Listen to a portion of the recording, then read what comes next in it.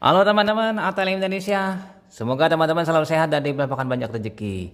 Nah, kali ini kita membahas materi kuliah kita yaitu pendidikan budaya anti korupsi. Bagian kedua yaitu bentuk kerugian negara dan hambatan memberantas korupsi serta landasan hukum ya terkait dengan pemberantasan korupsi.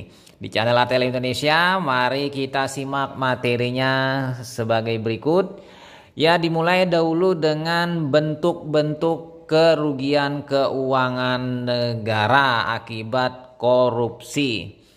Yang pertama yaitu pengeluaran sumber atau kekayaan negara atau daerah yang seharusnya tidak dikeluarkan, ya kan? Jadi keluar itu. Yang kedua, pengeluaran sumber atau kekayaan negara atau daerah lebih besar dari seharusnya menurut kriteria yang berlaku karena dananya tadi dimakan oleh orang yang korupsi tersebut atau oknum-oknum yang korupsi tersebut. Yang ketiga, hilangnya sumber atau kekayaan negara atau daerah yang seharusnya diterima. Jadi penerimaan akan berkurang ya kan dari berbagai sumber misalnya pajak dan lain-lain karena dikorupsi oleh oknum ya. Yang keempat, penerimaan sumber kekayaan negara atau daerah lebih kecil atau lebih rendah dari seharusnya yang diterima. Ini karena diambil sebagian oleh si oknum korupsi. Sehingga yang masuk seharusnya banyak jadi berkurang. Jadi kalau kita melihat kesimpulan di sini ada 4 bentuk ini. Pertama pengeluaran dikeluarkan tidak seharusnya. Kemudian pengeluarannya lebih besar. Yang kedua hilang penerimaan. Yang kedua penerimaan lebih rendah. Oke, lanjut kita pindah masih di bentuk-bentuk kerugian keuangan negara yaitu yang kelima yaitu timbulnya kewajiban negara atau daerah yang seharusnya tidak ada. Jadi keluar. Nah, ini keluar keuangan. Nah, ya kan? Yang keenam, timbulnya kewajiban negara atau daerah yang lebih besar dari seharusnya. Ini juga penting ya, keluar uang atau keluar pembiayaan yang lebih besar. Hilangnya hak negara atau daerah yang seharusnya dimiliki atau diterima menurut aturan yang berlaku karena si oknum tersebut melakukan korupsi bersama-sama atau sendiri. Yang kedelapan, hak negara atau daerah yang diterima lebih kecil dari yang seharusnya karena minta jatah preman ya sebagai koruptornya. Jadi di sini ternyata ya kalau kita melihat di sini banyak sekali yang terlibat di sini dan sistemik sehingga dari 1 sampai 8 ini ada peluang-peluang untuk terjadinya korupsi bahkan seluruhnya dan beberapa komponen atau total semuanya ada di dalam lini bernegara kita. Makanya sulit ya memberantas korupsi.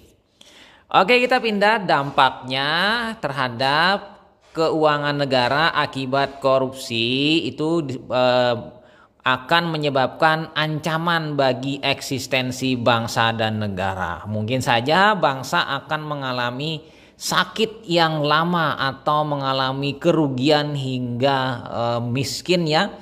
Jadi penting sekali di sini sangat besar terhadap rusaknya tatanan ekonomi, ya kan ekonomi terkait dengan uang, sosial budaya ini mungkin terkait dengan gaya hidup dan lain-lain oleh pejabat koruptor, politik ya bermain di politik dengan berpolitik maka akan terjadi korupsi dan hukum ya bermain hukum di korupsi.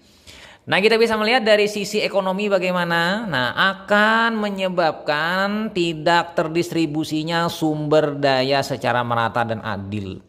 Harga kebutuhan pokok tinggi, habis itu karena apa? Pungutan liar dan bisa saja terjadi kemiskinan karena diperas.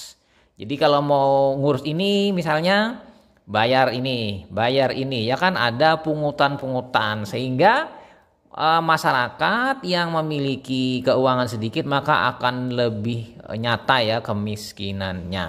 Nah, dari segi sosial budaya itu akan menyebabkan perubahan pola perilaku masyarakat. Nah, membangun mental penipu dan penjilat. Nah, ini ya, terutama bagi pelaku dari mental koruptor tadi. Dari sisi politik itu akan menyebabkan proses pengambilan kebijakan berjalan tertutup sekehendak mereka yang memiliki kekuasaan atau jabatan sebagai koruptor yang memenangkan dalam hal misalnya tender atau hal yang putusan-putusan karena sifatnya tertutup dan tidak melibatkan partisipasi masyarakat dan pelayanan mahal. Ini dari sisi politik. Sementara dari sisi hukum ini akan menyebabkan diskriminasi dalam penegakan hukum. Jadi supremasi hukum di sini bermasalah ya, karena di sini dengan adanya uang, dengan adanya korupsi, dengan adanya kekuasaan, maka terjadi diskriminasi penegakan hukum. Kasusnya bisa sampai ke arah nanti ya memang suap ya, hukum bisa dipermainkan. Oke, kita pindah masuk lagi. Korupsi itu merugikan keuangan atau perekonomian negara itu karena hal yang pertama, korupsi menghambat pembangunan. Jadi pembangunan akan terhambat karena sebagian uangnya itu terpakai atau diambil oleh koruptor. Akibatnya mungkin saja dananya habis dan mungkin terjadi mangkrak. Ya kan, terjadi mangkrak suatu bangunan. Nah, ini contohnya Hambalang.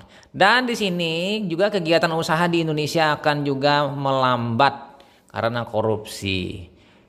Kemudian yang kedua, setiap kegiatan perekonomian harus melewati pintu-pintu korupsi. Jadi misalnya hal-hal yang terkait dengan pungutan-pungutan liar.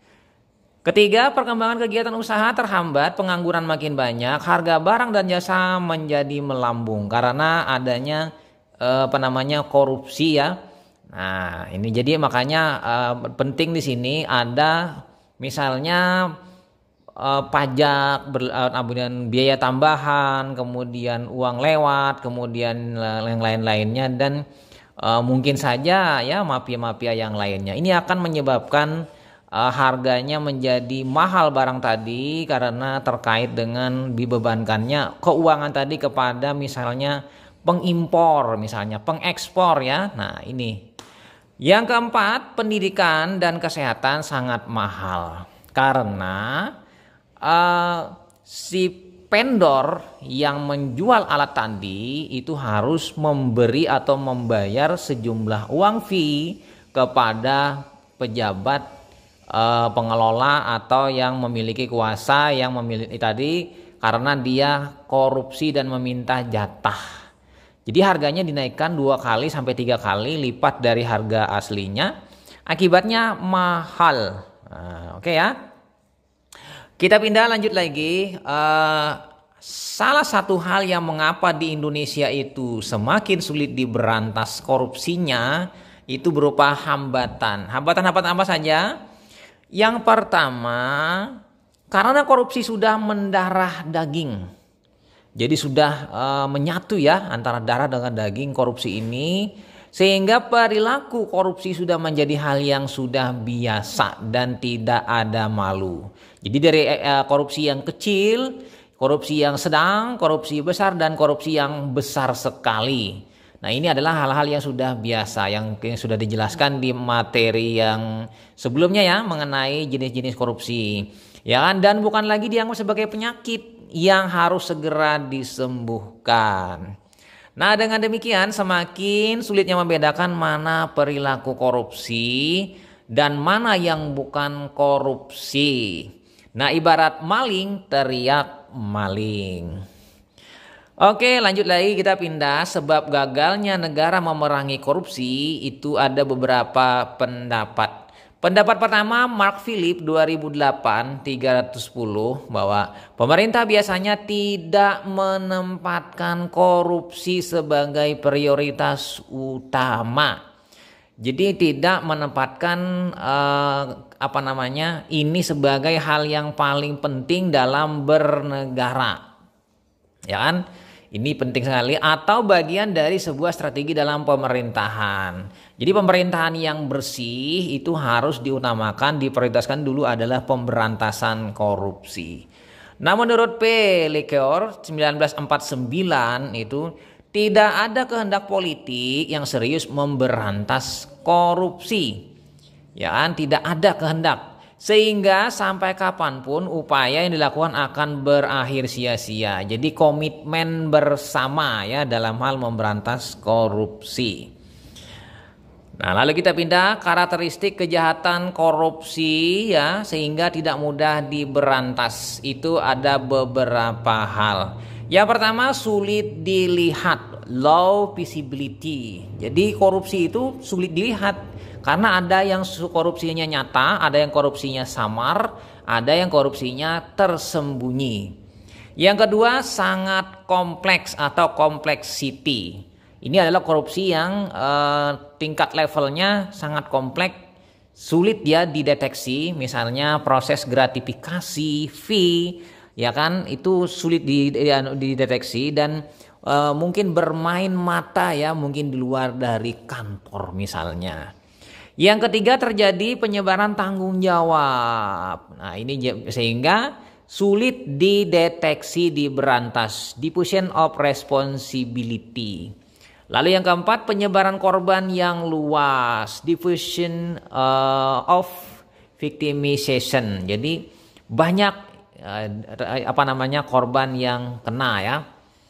Yang kelima, hambatan dalam pendeteksian sebagai akibat profesionalisme yang tidak seimbang antara aparat penegak hukum dan pelaku tindak pidana. Ini bermain dalam sebuah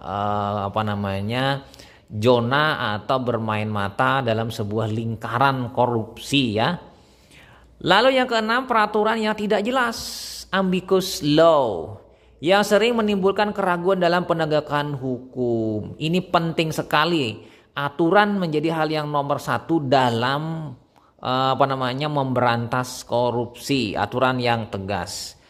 Lalu yang ketujuh, sikap mendua antara status pelaku tindak pidana. Nah, ini adalah apa yang diungkapkan oleh Prof. Muladi 2002 162 sampai 163. Ini ya guru besar hukum era-era dulu ya. Nah, kita pindah masuk ke landasan hukum pemberantasan korupsi. Pertama, Undang-Undang Nomor 31 Tahun 99 tentang TPK. Setiap orang secara melawan hukum memperkaya diri. Nah, ini memperkaya diri atau orang lain atau suatu korporasi yang dapat merugikan. Nah, ini sini kata kuncinya, merugikan keuangan negara atau perekonomian negara. Ini adalah tindak pidana korupsi, TPK atau Tipikor. Nah, menurut Undang-Undang Nomor 31 Tahun 99, nomor Undang-Undang 20 tahun 2001, terdapat 7 kelompok tindak pidana korupsi, SPT, TSB di atas. Ya kan, seperti yang di atas tadi, semua jenis tersebut merupakan delik-delik yang diadopsi dari KUHP. Pasal 1 ayat 1 sub C Undang-Undang Nomor 371.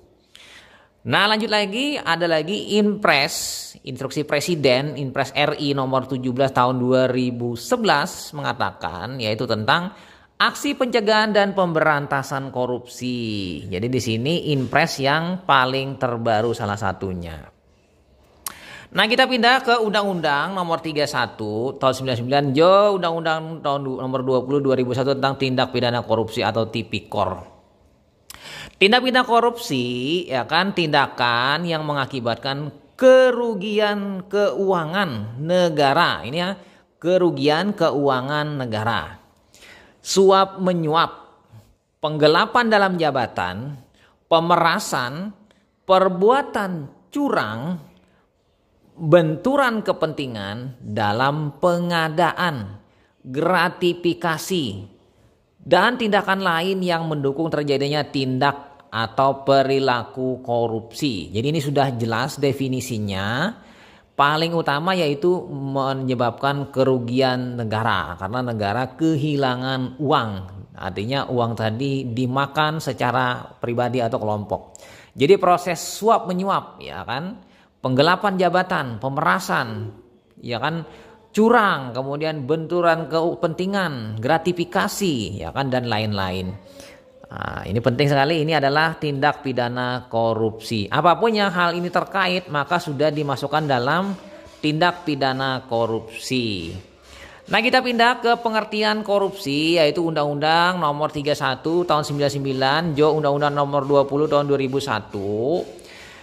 Tindakan melawan hukum untuk memperkaya diri. Tindakan melawan hukum memperkaya diri. Jadi mengambil uang negara untuk diri sendiri ya, yang merugikan keuangan negara. Ini pengertian korupsi yang pertama. Yang kedua, menyalahgunakan kewenangan untuk memperkaya diri karena dia memiliki kuasa atau kekuasaan yang dapat merugikan keuangan negara, misalnya menyuap petugas.